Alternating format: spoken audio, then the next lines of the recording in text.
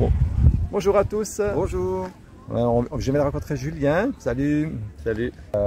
Moi, je crois que tu es éducateur dans la vie. Voilà. Et puis tu vas nous raconter ce qui s'est passé, quoi, en fait. Comment je suis arrivé là? Voilà, comment tu es arrivé là.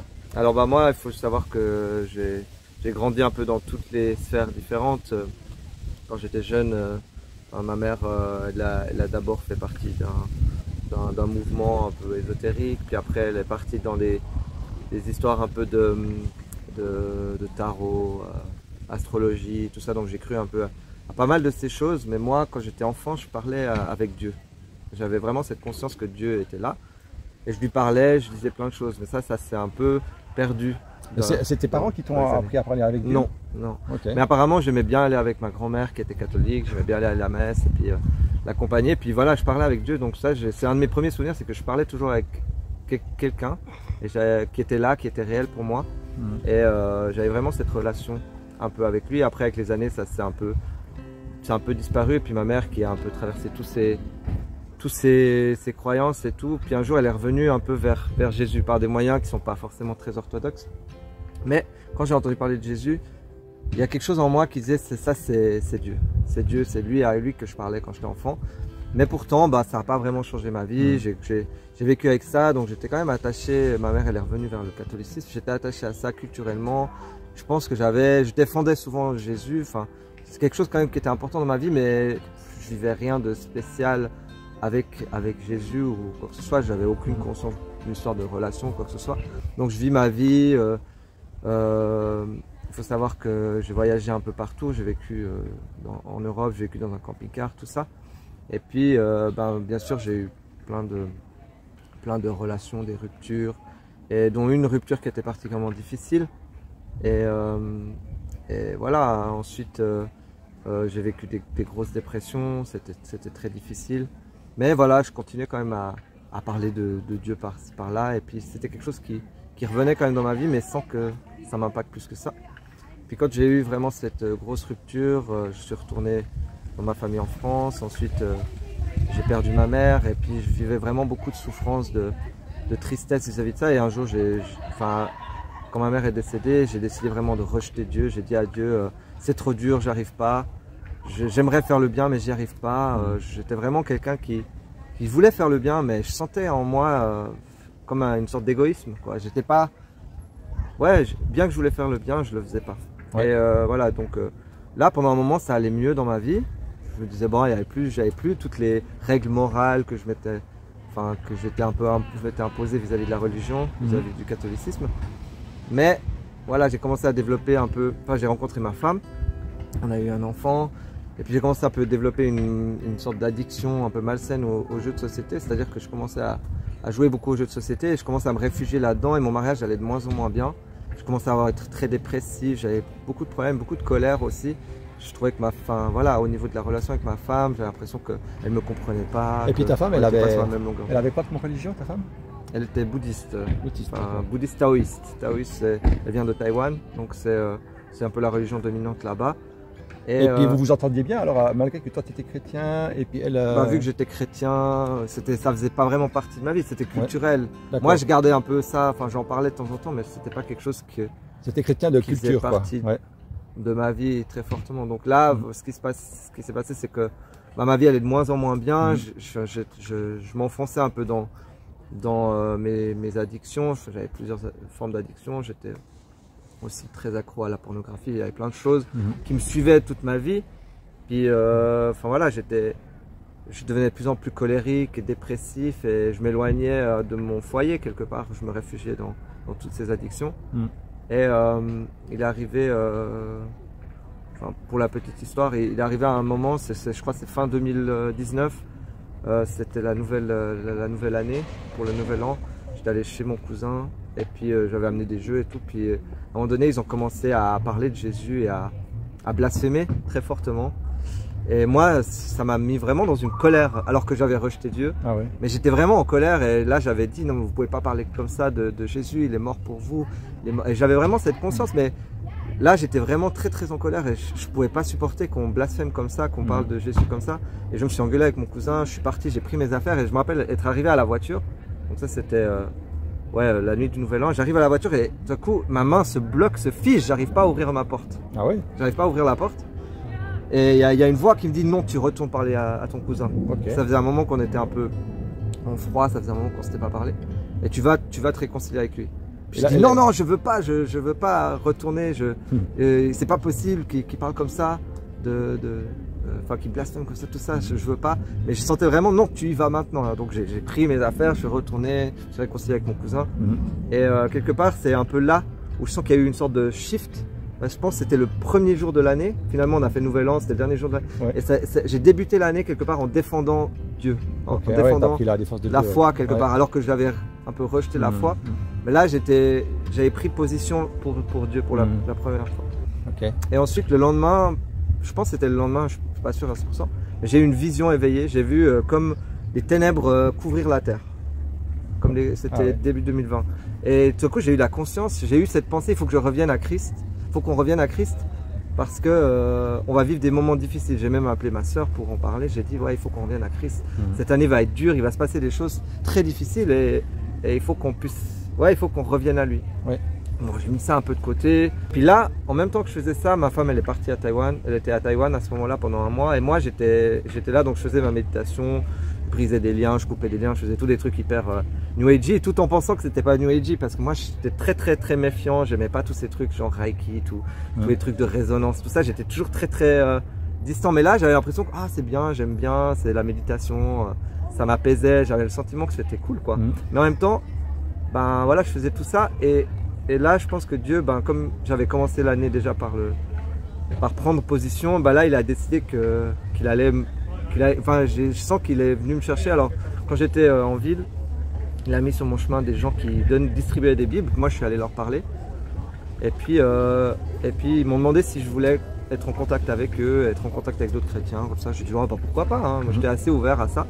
Et du coup, ils m'ont rappelé. Et puis, donc, je suis allé les voir. Et c'est la première fois, ils ont commencé à parler avec moi de leur foi, de tout ça.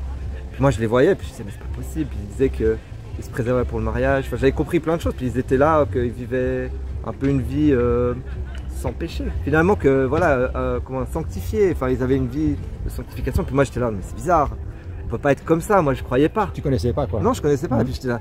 J'étais en même temps méfiant, mais en même temps j'étais hyper étonné qu'on puisse vivre une vie sans péché, ou vraiment, enfin peut-être pas sans péché, mais en tout cas sanctifié, puis en suivant vraiment les préceptes de Jésus. Puis moi je leur parlais, j'avais une grande connaissance de l'évangile, de Jésus, de qui il était, tout ce qu'il avait fait, tout ça, mais je vivais rien, donc je me sentais de plus en plus comme un peu un imposteur. Ouais. Vis-à-vis, je connaissais toutes ces choses, mais j'étais pas du tout en accord, je vivais dans le péché, j'avais des addictions à plus en finir, j'avais beaucoup de colère, beaucoup de choses, et donc j'ai commencé à aller voir de temps en temps ces gens-là, mais malgré tout, la colère augmentait en moi. Avec ma femme, enfin, ça allait plus du tout, on parlait de divorce. Moi, je voulais divorcer, ma femme ne voulait pas. Puis un jour, après une conversation, ma femme disait, de toute façon, tu vas pas divorcer parce que je refuserais le divorce et tout ça. Et puis un jour, quand elle m'avait parlé un peu d'une manière un peu genre, de toute façon, tu divorceras pas. Et puis là, j'ai été piqué au vif et j'ai décidé d'aller voir un avocat. Parce que moi, en même temps, ça allait pas dans ma tête. J'avais beaucoup de pensées violentes, que j'avais commencé à avoir peur en fait. Je me disais, mais en fait, je supporte plus ma femme. J'avais beaucoup d'images où j'en venais presque à la violence, tellement c'était épidermique et j'étais là, mais comment je peux avoir des pensées comme ça? Mais en même temps, j'avais peur qu'un jour je passe à l'acte ou qu'il se passe quelque chose de grave. Alors je disais, il faut que je divorce. Donc je suis allé voir l'avocat. L'avocat, il m'a un peu montré, il m'a un peu dressé le tableau noir. Restriction de quitter le territoire avec votre femme vu que vous êtes en conflit pour éviter qu'elle emmène votre fils, qu'elle ne revienne. Et puis, il disait qu'en gros, si quelqu'un part avec un enfant dans un autre pays, c'est hyper dur de le rapatrier, de le récupérer, que j'allais perdre mon appart, que je lui payerais une pension à elle, à mon fils, et tout ça, et qu'on allait devoir se battre pour la garde, toutes ces choses-là. Et puis moi, là, je réalise vraiment à quel point, en fait, si je reste avec ma femme, ça va pas, si je la quitte, ça va pas. J'étais au fond du trou, j'avais l'impression en fait que ma vie c'était vraiment un échec. Tout d'un coup, je réalise vraiment à quel point tous mes choix, tout ce que je pensais qui allait m'amener de la joie ou enfin qui allait faire améliorer ma vie, c'était un échec. Ça avait fini par donner aucun bon résultat. Et j'étais là. Frustration quoi. Voilà, et j'étais là vraiment au pied du mur avec un divorce qui me pendait au nez, qui allait pas me rendre plus heureux. J'allais plus voir mon fils grandir comme j'aurais voulu. J'allais devoir reconstruire ma vie. Et du coup, j'étais vraiment dans ces pensées. Ouais, j'avais l'impression vraiment d'un échec absolu, d'être au fond du trou, au plus fond, au fond du fond. Et là, j'ai vraiment cette pensée, appelle cette personne. C'est une amie de la famille avec qui on a vécu quand on était plus jeune. Et quand j'étais plus jeune, que je connais depuis des années, mais j'avais pas vraiment de contact avec elle. Ça faisait 3-4 ans qu'on ne s'était pas parlé vraiment, peut-être 2-3 ans. Et là, je l'appelle, je lui déballe un peu toute cette histoire. Et puis elle, qui est chrétienne, quoi, qui m'a dit, ben Julien, t'as pas le choix. Donne tout à Jésus, remets-lui toutes tes difficultés, tout ton fardeau, et lui, c'est le seul qui peut s'en occuper. Puis j'étais tellement au fond du trou, je me disais, moi, je vois, pourquoi pas, quoi, je vais le faire. Donc je rentre chez moi, je rentre dans la chambre de mon fils qui dormait dans notre chambre avec ma femme à ce moment-là, et je déballe tout, je pleure, je tombe en larmes à genoux devant Dieu. Et je dis, Seigneur, prends tout, parce que moi, je réalise que toutes mes voies m'ont jamais réussi, que j'ai toujours fait ce que je voulais, que tout ce que tout ce que j'espérais qui allait me rendre heureux, qui allait rendre ma vie meilleure, ben finalement, c'est un échec. J'ai toujours fait qu'à ma tête, et viens t'occuper de tout, parce que moi, je peux plus, j'arrive plus à porter tout ce poids, tous ces échecs, toute cette tristesse, cette colère. Et là, j'ai senti vraiment physiquement quelque chose sortir de ma poitrine, comme un poids s'enlever. Et là, j'ai eu vraiment la paix qui est venue. J'ai passé une nuit mais incroyable dans la paix. J'avais vraiment cette conscience à ce moment-là, ah, Dieu, il a entendu mes prières. Ça m'était déjà arrivé dans ma vie, mais pas aussi fortement. Là, j'avais vraiment la conviction que quelqu'un m'avait entendu, qu'il avait agi, parce que j'avais vraiment senti quelque chose sortir de moi. Quelque chose de réel, quoi. Et le lendemain, je me réveille et je vois ma femme qui était en train de préparer le petit déjeuner et tout. Je m'assieds à table, je la regarde et je la vois comme... Enfin, c'est plus la même personne, j'ai l'impression, je me dis, je vois toutes les souffrances, toute sa tristesse. Je vois aussi à quel point Dieu l'aime, et j'ai comme cette conscience que Dieu l'aime, que je vois vraiment comment Jésus la voit, et tout l'amour qu'il a pour elle, et moi, c'est comme, comme si un voile était tombé de tes yeux, quoi. Et j'ai l'impression que tout a changé, même à ce moment-là, j'ai l'impression même les couleurs du monde, tout est devenu plus flamboyant, Puis je me dis, c'est fou, je suis dans la même réalité. Et tout ce qui semblait hier, c'était le pire jour de ma vie. J'étais vraiment au fond du trou. Et là, aujourd'hui, j'ai l'impression que j'ai la paix, j'ai la joie. Je vois ma femme comme je ne l'ai jamais vue. J'ai un amour pour elle qui dépasse toute compréhension. Et je commence à lui parler d'une manière qui est totalement différente. Mon cœur est totalement transformé. Je lui parle. Je sais plus ce que je lui dis à ce moment-là, la conversation qu'on a, mais elle commence à pleurer, on se prend dans les bras. Et là, à ce moment-là, quand la paix est présente, je commence à avoir des pensées. Non, mais c'est toi, tu t'es mis en condition. C'est pas Dieu qui agit, c'est pas Jésus, c'est juste tu t'es auto-persuadé, c'est de la... Je sais pas comment... J'avais toutes ces pensées qui venaient et je commence à être un petit peu confus, même si j'étais quand même assez confiant que c'était Dieu, mais j'avais quand même un peu de confusion. Et à ce moment-là, j'ouvre mon téléphone, je vais sur Facebook. À l'époque, à ce moment-là, c'était encore très à la mode Facebook. Et j'ouvre et je vois que le 25 juin 2018, j'ai partagé je crois en Jésus-Christ, qu'il est mon sauveur, qu'il est mort à la croix pour mes péchés, tout ça, un peu la prière de repentance. Et là, ça me confirme, non, c'est Dieu qui a agi. C'est pas moi. Pour poster un verset de la Bible comme ça, il faut quand même être croyant et puis avoir la foi, quoi. Ouais, mais je l'avais fait parce que je m'étais occupé d'orphelins au Népal, et puis un de ces orphelins avait partagé ça sur son mur Facebook, il avait dit si tu crois en Jésus-Christ, partage ça. Et puis moi je l'avais fait, je me rappelle un peu la boule au ventre, un peu le cœur qui battait la chamade, qu'est-ce que les gens vont penser, mais voilà, je l'avais partagé juste parce que je pense qu'il y a au fond de moi, je voulais quand même affirmer que j'appartenais à Jésus, même si j'avais un peu rejeté. Il y avait eu quelques moments où je m'étais un peu rapproché de Dieu, mais ça n'avait jamais vraiment tenu. Mais là, c'était vraiment au fond du trou, dans le désespoir, que vraiment j'ai tout abandonné à Christ. Et après ça, justement, après avoir vu, Dieu a confirmé que c'était bien lui qui était à l'œuvre dans ça. Il y a eu la paix dans mon foyer. Quand l'avocat, au bout de quelques semaines, il a rappelé pour savoir où on en était avec le divorce, je lui ai dit que Jésus voulait plus que je divorce. Et vraiment, il y avait la paix, la joie dans mon foyer. Bien sûr, ma femme, elle n'avait pas encore changé de cœur. Mais elle, Mais voilà, moi j'étais en paix et j'étais sûr que Dieu voulait pas que je divorce et qu'il avait restauré mon couple et puis qu'il allait restaurer mon foyer un jour. Donc bien sûr au début, ben, j'ai essayé de la persuader que Jésus c'était la vraie religion, que c'était la vraie... Enfin, c'était pas la vraie religion, mais que c'était vraiment une relation, et puis que les autres religions c'était toutes des fausses religions, tout ça. Bien sûr, ça n'a pas marché. C'était pas du tout la bonne technique, et le Saint-Esprit m'a vite révélé qu'il fallait que je laisse ça de côté et que juste je prie pour elle, que je me laisse enseigner par la parole, que je me laisse transformer.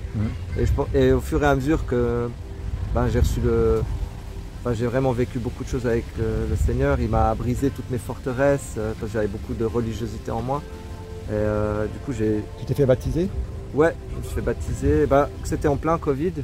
Et les personnes que j'avais rencontrées, dont j'ai dit tout à l'heure, ben, moi, j'avais vraiment cette urgence de me faire baptiser. Je sais pas, j'avais lu toute la Bible, puis j'étais là, non mais il faut que je me fasse baptiser, c'est urgent. Puis je regardais, les églises ne baptisaient pas pendant le Covid. C'était hyper compliqué de trouver des gens pour se faire baptiser. Du coup, je l'ai appelé ces gens. Et puis, je leur ai demandé, est-ce que vous pouvez me baptiser? Est-ce que c'est un truc qui se fait et tout. Ils m'ont dit, ouais, pas de souci, on peut venir te baptiser. Bien sûr, il y avait une limite de 5 personnes par foyer à ce moment-là. Du coup, ils sont venus à 2. Et puis, ils m'ont baptisé dans ma baignoire. C'est aussi un truc qui s'est passé. Parce que avant mon baptême, déjà, Dieu il a commencé à me travailler. Donc, je me rappelle, comme j'avais dit, j'avais une grosse addiction aux jeux de société, mais je fumais aussi beaucoup. Et à un moment donné, au travail, il m'avait, j'étais en plein dans mon travail. Et tout à coup, j'avais cette pensée d'aller fumer. Tout à coup, j'entends vraiment cette parole qui me dit, tu vois comme c'est une persécution dans ta vie? Puis je disais, quoi? La cigarette? Ouais, c'est une persécution dans ta vie. Ça vient te dévier de ton chemin, ça vient te demander quelque chose. Et là, j'ai dit, ben Seigneur, tu vois que les jeux de société, moi j'aime bien jouer encore, j'ai un peu de la peine à lâcher. Je sais que tu veux que, en tout cas, je diminue, en tout cas que j'avais un peu cette conscience, c'était une idole un peu dans ma vie, mais que j'étais pas encore prêt à lâcher. Là, j'ai dit, mais je te donne la cigarette, Seigneur. Et là, j'ai entendu, je t'enlève ça.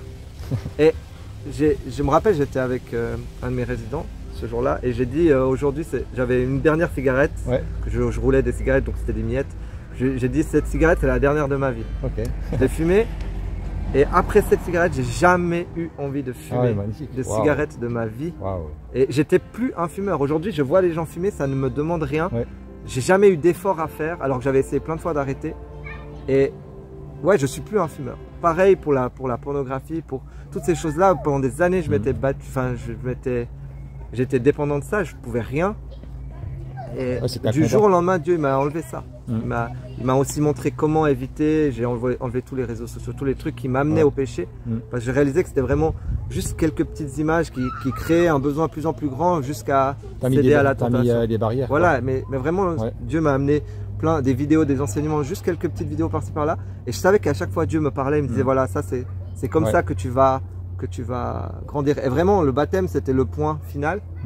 En tout cas pour la liberté vis-à-vis du péché, parce que je me rappelle la nuit avant que je me fasse baptiser, j'ai fait un rêve où une femme somptueuse est venue vers moi. Cette femme était assez ténébreuse mais très très attirante sexuellement. Elle voulait absolument coucher avec moi et moi j'étais là, c'était comme un peu paralysé, un peu comme une paralysie du sommeil. Mais je lui ai dit, je l'ai regardé dans les yeux, j'ai dit non, je veux pas coucher, je veux pas de toi, j'appartiens maintenant à Jésus-Christ. Et là, elle a changé de visage, elle est devenue totalement démoniaque. Elle a commencé, un démon, elle a dit, ah, je te laisse avec ton Jésus là, tu le regretteras, tu verras. Et je me rappelle, elle m'être réveillé, j'étais tout transpirant, j'avais le cœur qui battait fortement. Et le lendemain, ce jour-là, je me faisais baptiser. Magnifique. Et puis tu as reçu le Saint-Esprit? Ouais, alors ça aussi, il faut savoir qu'un de mes meilleurs amis, il a aussi donné sa vie à Christ à peu près en même temps que moi, 6 mois après. Et qu'est-ce qu'on disait? Ouais, lui, il parlait souvent du parler en langue et tout, qu'il aimerait le recevoir, toutes ces choses-là. Et puis moi, j'étais là, c'est quoi le parler en langue, tout ça, c'est un peu bizarre. Puis en même temps, voilà, j'ai vu qu'il y avait des gens qui faisaient ça. Moi, je connaissais pas avant. Avant, quand j'étais catholique, ça se fait pas dans le catholicisme. Je n'avais même pas entendu parler de ça. J'avais un peu regardé, puis j'étais là, je suis pas sûr que ce soit de Dieu. J'avais un peu des craintes vis-à-vis de ça.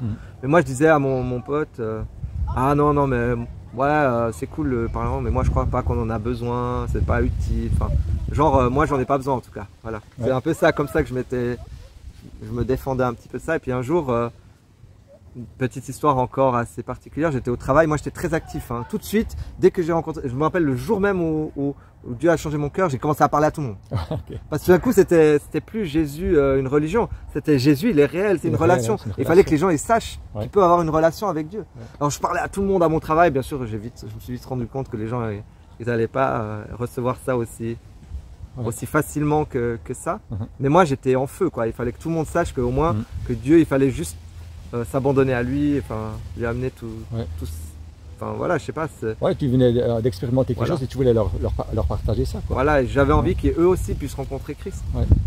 Et du coup, ben, ça s'est passé comme ça, le parler en langue.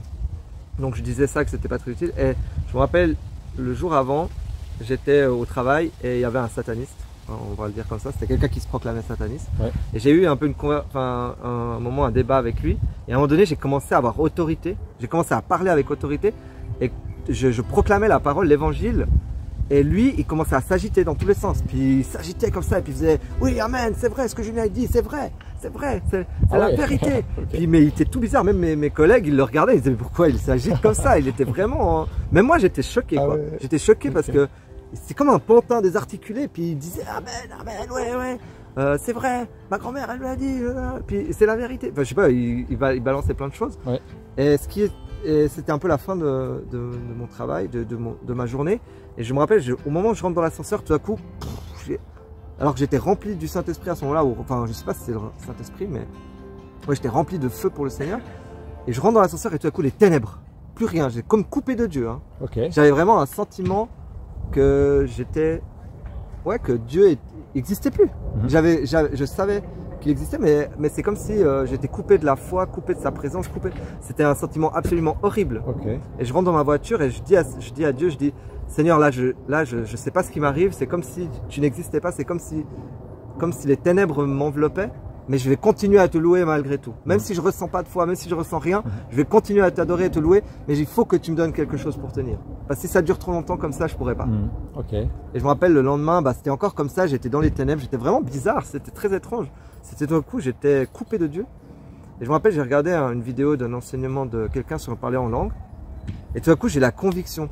Je dis, ah, non, ça c'est de Dieu, c'est ça. Et en fait, c'est pas que je voulais pas, c'est que j'avais peur. Et je demande pardon à Dieu. Je dis, Seigneur, je te demande pardon parce que j'ai dit que ça n'était pas utile, que c'était pas nécessaire, mais je vois que tu veux qu'on parle en langue, tu veux nous donner ces dons. Et je te demande pardon d'avoir dit ces choses. Et là, au moment où je dis, je te demande pardon, je me repens, j'entends une voix qui me dit, parle, ouvre la bouche. Et j'ai ouvert la bouche, c'est sorti, ça fait... Tu as commencé à parler en langue. Je parlais tellement vite et c'était inarrêtable, puis je pleurais physiquement et je pleurais dans l'esprit.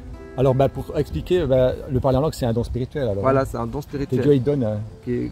Un don qu'il donne, Paul parle du fait que c'est pour s'édifier soi-même, puis c'est pour parler à Dieu, c'est une langue que seul Dieu comprend. Ouais. Que des fois il y a le don d'interprétation dans les églises, que des fois d'autres personnes peuvent interpréter ce qu'on dit, mais que c'est avant tout quelque chose, c'est qui te fortifie et c'est l'esprit qui parle en fait. Il dit des fois vous ne savez pas, la parole dit que l'homme, on ne sait pas quoi prier, mais l'esprit exprime par des soupirs, des prières, des adorations à Dieu. Et donc voilà, c'est ça que j'ai vécu à ce moment-là. Et vraiment, je me rappelle, j'étais comme revêtu de l'esprit à ce moment-là. Je me rappelle même quand je suis allé au travail, quand mes résidents qui pouvaient être agités ou comme ça. Ce jour-là, il suffisait que je pose ma main sur eux et ils étaient comme apaisés. Ah ouais. Et ouais, j'ai vécu vraiment quelque chose de très fort ce jour-là par rapport à ça. Et j'ai su que c'était la réponse de Dieu par rapport à ce que j'avais vécu. Ce que j'ai vécu ce jour-là, pour moi, c'était un peu comme si les démons que j'avais un peu dérangés par la prédication que j'avais faite, ils étaient venus sur moi et ils avaient comme étouffé la lumière, même si ils n'étaient pas en moi, mais ils étouffaient ma relation avec Dieu. Ouais. Et voilà, ça c'est mon interprétation, c'est peut-être pas le cas. Mais en tout cas, c'est ce que j'avais un peu vécu. Ouais. Et quand j'ai vécu ça, c'est comme si tout à coup ça avait explosé et toute ténèbres n'avait plus eu aucune place dans ma vie. Okay. Et puis juste pour terminer, bien sûr avec ma femme, pendant pas mal d'années, on a prié pour elle. Et en fait, avec le changement qu'elle a vu dans ma vie, au bout d'un moment, elle a commencé à s'intéresser quand même à la Bible. Moi, j'avais eu quelques rêves prophétiques j'avais eu un rêve où elle lisait la Bible, où elle citait des versets. Puis je lui ai dit, mais tu lis la Bible? Elle m'a dit oui, ça fait un moment. Et c'est marrant parce que quelques semaines après, j'ai réalisé qu'elle lisait vraiment la Bible. Je me rappelle aussi, dans le même temps, il y a eu quelques petits moments difficiles entre ce rêve et le moment où j'ai réalisé qu'elle lisait la Bible. Et le Saint-Esprit m'avait aussi dit, tu n'as pas dit ton témoignage en entier. J'avais fait mon témoignage à ma femme, mais j'avais enlevé la partie du divorce, que j'avais été voir un avocat, tout ça, j'avais un peu caché ça. Et du coup, le Saint-Esprit m'avait vraiment mis à cœur de lui révéler ça. Et du coup, je lui ai fait mon témoignage en entier. Et je crois, et au moment où je lui ai dit que Dieu l'aimait, que c'est l'amour que Dieu avait pour elle qui m'avait convaincu, elle s'est mise à pleurer. Et là, il y a eu quelque chose aussi qui a changé, je pense, dans sa compréhension de Dieu, de la parole. Elle a commencé à lire la parole.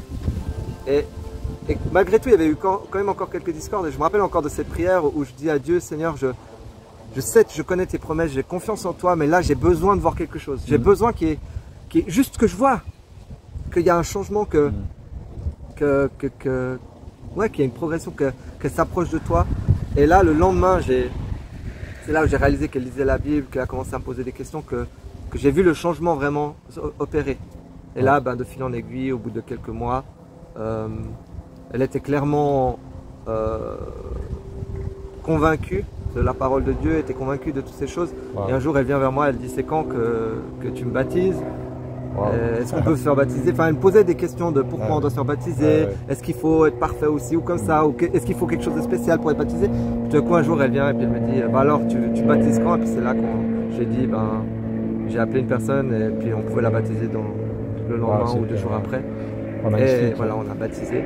Et depuis, le foyer, il est uni en Christ et on voit vraiment la différence. Je vois la paix, la joie et la sagesse et tout ce que ça amène vraiment, parce que là, on n'est plus dans des attentes irréalistes les uns des autres. On n'a pas des attentes faussées parce que notre priorité, c'est Dieu et on sait que Dieu, il est à la tête de tout.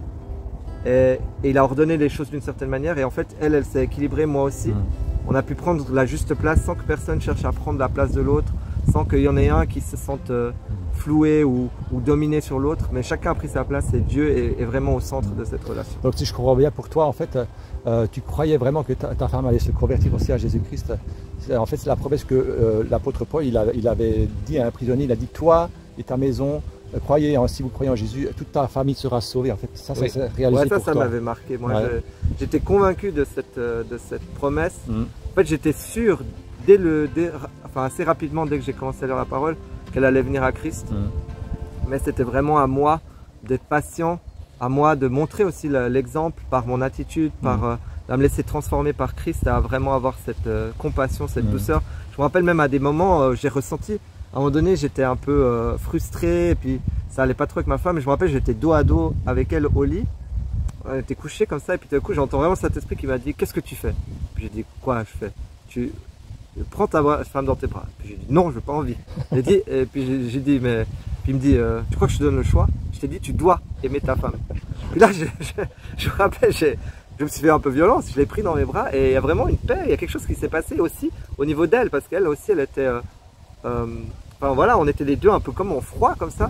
Et en fait, il m'a vraiment révélé que c'était pas un choix, qu'il m'avait demandé d'aimer ma femme. Et que même si je pouvais me trouver plein d'excuses de pas... voilà, j'étais un peu frustré et tout, j'avais pas envie de répondre ou de montrer de l'amour. Mais là, Dieu me disait clairement, non, c'est pas un choix que je te donne, c'est un commandement. Magnifique. Est-ce que tu pourrais, pour terminer encore ton témoignage, prier pour justement les couples où il y a un conjoint qui n'est pas encore à Christ? Est-ce que tu as à cœur de prier pour eux, pour ces couples? Oui, bien sûr. Merci. Merci Père, merci Père de gloire, parce que tu es là, tu es présent, Seigneur. Toi, ton cœur, c'est vraiment le mariage, c'est l'unité du couple, Seigneur. C'est vraiment quelque chose que tu as établi de tout temps. C'est quelque chose que tu veux voir, Seigneur, que tu veux voir prospérer, Seigneur. Et toi, tu sais, et on sait à quel point l'ennemi, il n'aime pas la famille, le couple, il veut attaquer, il veut briser ce que toi, tu as établi comme ordre, toi, tu as établi comme bon. Tu as dit que c'est très bon, Seigneur, et que ensemble, l'homme et la femme feraient une chair, et que le diable veut vraiment briser cette ordonnance, veut briser ce que tu as instauré, Seigneur, pour le bien de l'homme et pour le bien du couple, Seigneur, que toi tu puisses venir restaurer, tu puisses venir donner la paix, la joie, que tu puisses venir remettre les choses au bon endroit, Seigneur, que le cœur de chacun, Seigneur, soit restauré, Seigneur, que toutes les blessures puissent être guéries, Seigneur, que tu puisses ramener, Seigneur, une réconciliation, Seigneur, que chacun puisse voir, Seigneur, que c'est pas contre la chair et le sang qu'on se bat, mais vraiment contre les esprits dans les lieux élevés, Seigneur, dans les dominations, ouais, Seigneur, que toutes ces choses, Seigneur, c'est ça qui vient perturber, qui vient essayer d'arracher et briser ce que toi tu as instauré. Alors je veux vraiment prier pour ces couples, Seigneur Jésus. Je veux prier que tu puisses venir raviver la flamme et donner vraiment cet amour juste établi sur toi qui est le rocher des siècles, Seigneur. Qu'ils puissent vraiment voir, Seigneur, que c'est ta volonté, Seigneur, qu'on puisse vraiment se soutenir l'un et l'autre, qu'on puisse vraiment être ce couple uni en Christ, ce couple uni dans la vérité et pas dans les attentes irréalistes, les attentes qui sont liées à nos désirs charnels, mais à des attentes qui sont liées à la vérité, à la justice, à l'amour que toi tu donnes et tu révèles, Seigneur, à chacun. Merci, Seigneur, pour ces couples, et merci de venir guérir, rétablir la vérité, Seigneur, et briser tout ce que le diable a voulu faire par les mensonges, par les malédictions, par les paroles, Seigneur, qui ont été proférées, ou les pensées, ou les actes qui ont été commis, Seigneur. Que toi tu puisses venir restaurer Seigneur, et rétablir la vérité, rétablir la justice, rétablir la réalité de ce que toi tu as établi dans le couple, Seigneur. Dans le nom puissant de Jésus-Christ. Amen. Amen. Merci beaucoup d'avoir donné ton témoignage et d'avoir prié. Et puis voilà, on vous dit au revoir et puis peut-être à une prochaine. Au revoir. Au revoir et merci. Soyez bénis. Merci, Au revoir, soyez bénis. Au revoir.